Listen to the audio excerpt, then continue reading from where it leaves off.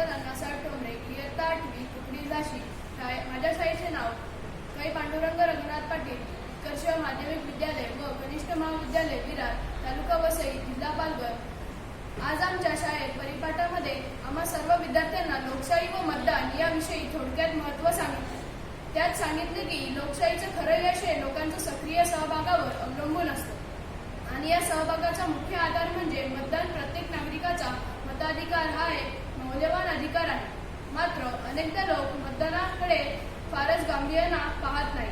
मतदानाच्या दिवशी असलेल्या सार्वजनिक सुट्टीचा वापर सहलीचा दिवस असल्यासारखा करतात. पण आजपासून आपण या लोकशाहीचे एक सतर्क नागरिक होऊ आणि प्रत्येक नागरिक मतदान करू असे आवाहन प्रत्येक मतदारास करू. आमचे वय कमी असल्याने आम्हाला मतदान करता येत नाही असेही त्यांना सांगितले. येत्या 20 तारखेला मतदान आहे असे आम्हाला कळाले. ज्यांना मतदानाचा अधिकार आहे त्यांनी म्हणजेच आई बाबा, आजी आजोबा, दादा बहिणी, काका काकी, मामा मामी सर्वांनी मतदान करा बरं का. चला मतदान करूया, देशाची प्रगती घडवूया. धन्यवाद.